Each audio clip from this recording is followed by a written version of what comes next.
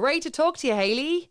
Thank you. Thanks for having me. Loving the 3 albums, I suppose that it is. But first and foremost, is that Alf I can hear in the background? Yeah, it is. He's barking at all the neighbors outside. Alf the dog, I have to, before we talk about some of the songs on the albums that you have, we have to talk about, he's featured on one of the songs, isn't he? Oh, yeah. And I talk about him in another. He's the biggest part of my life. My song is called Dead Horse. And so that was actually a voice memo of me at home, basically recording on my phone my parts that I had written, trying to make sure I didn't forget them. He wanted to be featured. I should have given him some credit. He at least needs a good 25%.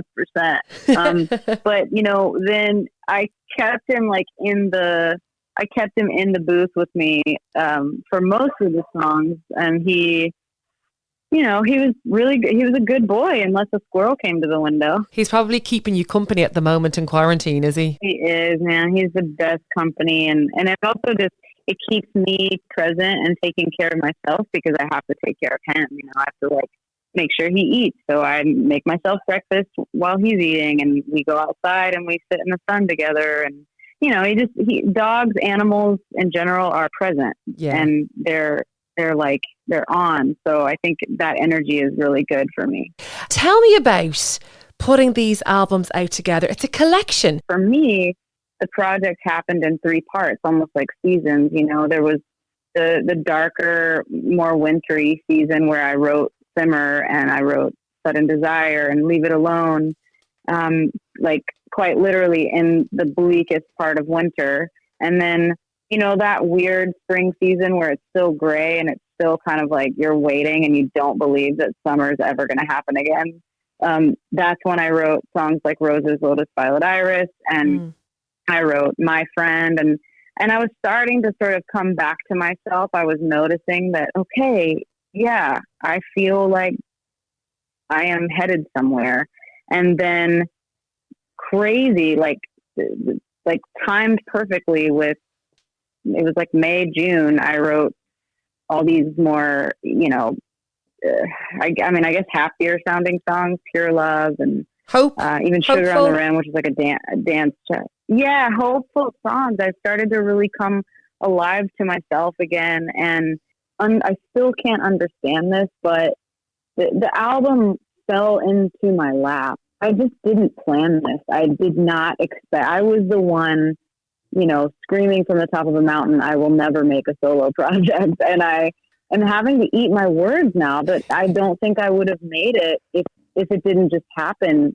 I feel like it's a quite personal album, which you're saying you're telling a story. Is that scary for Hayley Williams to do this, because you're opening up on this is not a Paramore project, even though the guys have been involved? Yeah, it is scary. There's a few songs that that some days I cringe to think about people reading the lyrics, but then I think about those same people rolling down their windows and singing along in the car or crying in their bedroom while they listen, and I think, oh my God, that's why music exists, so we can have comfort and we can have solidarity. I saw on your Twitter the other day, I think it was actually just yesterday, you've done a remix of a mixtape that Zach gave you back in early 2002?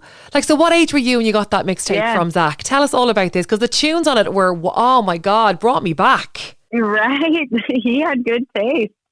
So the story with Zach is that I had been going to a public school right after my mom moved us to Nashville. And I really didn't fit in, and I was having a tough time. I had a very thick Mississippi country accent. I was, it was just almost like culture shock, even though Nashville wasn't a big city at the time.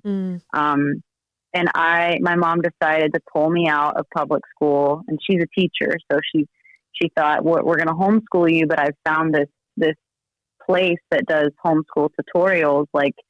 Basically you would go and get all of your assignments, and there's other kids there, and you get taken care of in that way. Right. So I showed up day one, and within thinking about it gives me chills, because within the first 5 minutes of walking into that school, I met 2 of my lifelong friends. One is Becca, my girlfriend, who we're like complete opposites. She's like a stay-at-home mother of 4.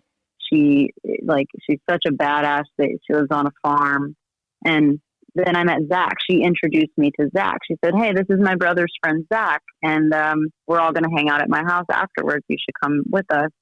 And that was the beginning of Zach and I connecting over music. I loved music, but I didn't know much about anything that wasn't on the radio. Cause like I said, I was from Mississippi. Yeah. And he was like, "Oh, I'm going to make you a mix CD with all my favorite band stuff." So like the next week he came to school, and it was like this burned CD with his scribbly. He was 11 years old and I was 12. And the songs are like the Beatles in there, is Jeff Buckley's on there. Like for a 12 and 11-year-old, I just think that's phenomenal. Yeah, it was cool. You know, Zach was lucky enough to have 2 older brothers. And then, you know, obviously Taylor, who joined the band, and we met him later that year. Because this was like spring of 2002. We met Taylor in the fall, or maybe over the summer, at like a high school football game for our stupid homeschool league.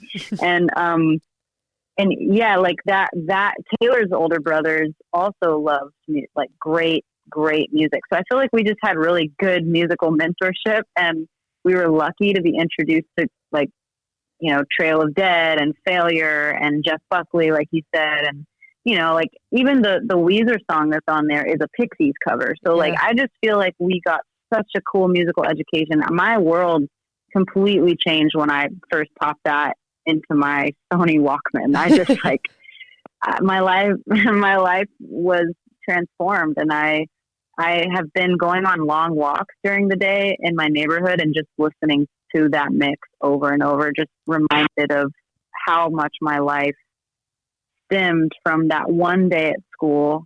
And I'm so grateful for music, and I'm so grateful for my bandmates. They're my family. And, you know, I just, I'm obviously very sentimental sap. The hair dye company in quarantine at the moment, I think, you know, you're releasing a brand new album, and the hair dye company is going so well. Like good dye young. Like, you know, you've got 2 things that people can do during quarantine, which is dye their hair and listen to music. You must be delighted. I am, man. I dyed my hair a couple of weeks ago. It's anything for creative expression right now, I think, is great for our mental health and our headspace where we're at. Like, it feels like we don't have control over anything. So the least you can do is control your hair color, right? Absolutely. I mean, I am soon. I'm so ready for that. Great stuff. We'll be looking fabulous listening to the brand new albums, Pedophile Armour. Hayley Williams, it's been brilliant talking to you.